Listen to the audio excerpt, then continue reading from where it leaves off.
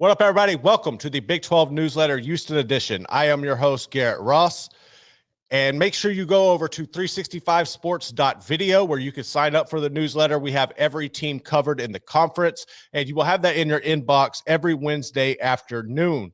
If you're a Houston fan, man, you got to be feeling really good right now because you are 5-1 on the season. You are 2-1 in conference play, and the loss you had come to arguably the best team. Well, without a doubt, in my opinion, the best team in the conference and Texas Tech, a top 10 team in the nation, and one of the best teams in the country right now. So that is nothing to hang your hat about.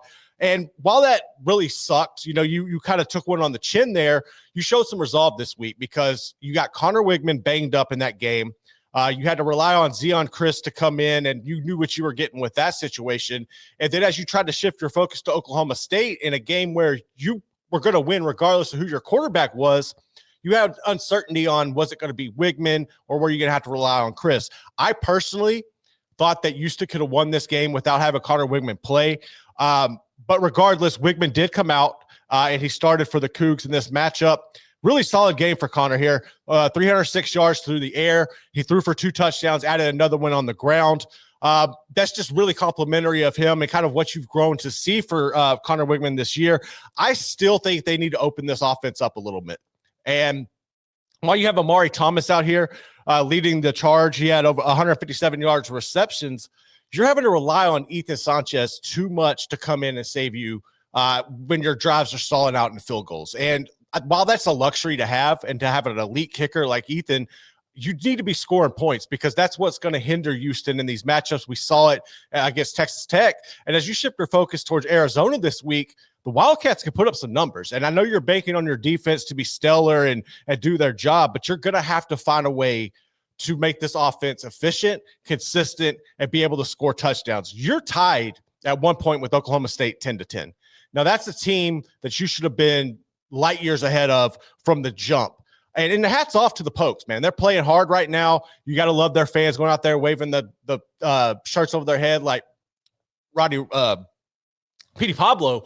But at the same time, that's one where Houston, you should never be tied with them. Ethan Sanchez comes up, real clutch for you once again. Nails 4 field goals in this and is named Big 12 Special Teams Player of the Week. Willie Fritz calls him a luxury, and that's great to have. But at the same time, this offense really needs to go. We've been talking about it all year long, but you got to open things up there. Dean Connors on the ground, 15 carries, 83 yards, and he has one badass reception. I hope if you didn't have an opportunity to catch it live, I hope you saw it on social media or ESPN. He has the dive, one-handed snag in the end zone as Weigman laid it out there for him. Really cool play from Dean. But at the same time, you lost Snead to an injury. So you're just relying on Broussard to step up in this game. You always know you're going to have Weigman's legs. But I think we've talked about it all year. You got to be consistent with the offensive passing play. I like this matchup coming up this week with Arizona. Now, if you look at the Wildcats, we know that they can put up some big numbers. They had BYU on the brink. And honestly, Brent Brennan, their head coach, he's been checked on this, and he's standing on his decision. But they got very lackadaisical, and they let BYU just get back in it. They didn't handle the clock properly. They had no energy.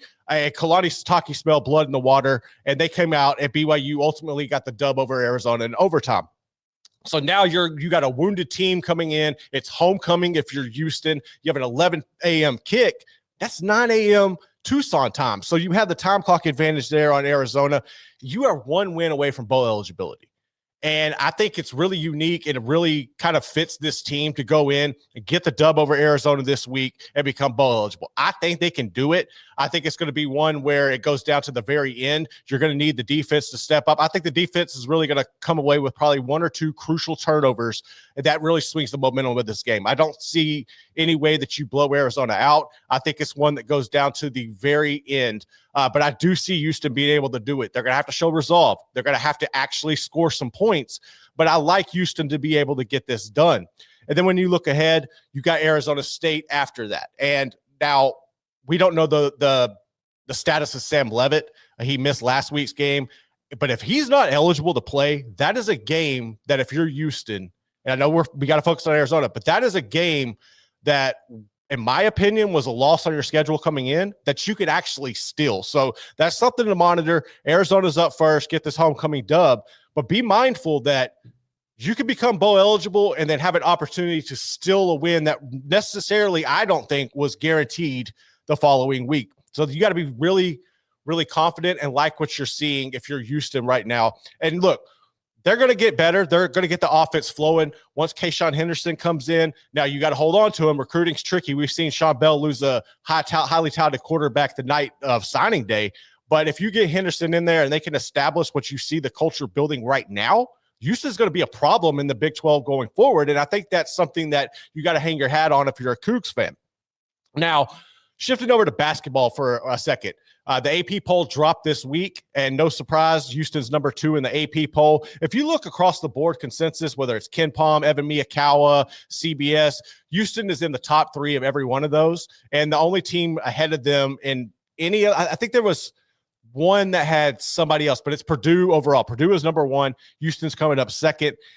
Look, they're going to be good. Kelvin Sampson's going to have those cats rolling. I really think Houston has an opportunity to go out there, and they need to finish the deal. You've been so close the past couple of years, and they are fiending for a championship down there in Houston, and I think they can get one this year. Obviously, Purdue's going to be a problem, but if you look at it right now, the Cougs received 16 first-place votes, second most. What is this? Second time in program history to be ranked as high as number 2 in the AP poll. So the expectations are there. You got to go back to the 60s for that. They weren't even able to do that with Phi Slamma Jamma. But what Kelvin Sampson has cooking right now is special. You're going to see the team get underway with Mississippi State on October 26th. And they'll be down in the Houston area, Fort Bend Epcot Center for that exhibition there. That's going to do it for this week's edition of the Big 12 Newsletter, Houston edition. Make sure you go over to 365sports.video and get signed up, and we'll have that in your inbox every Wednesday. Until next time, I'm Garrett Ross. Peace.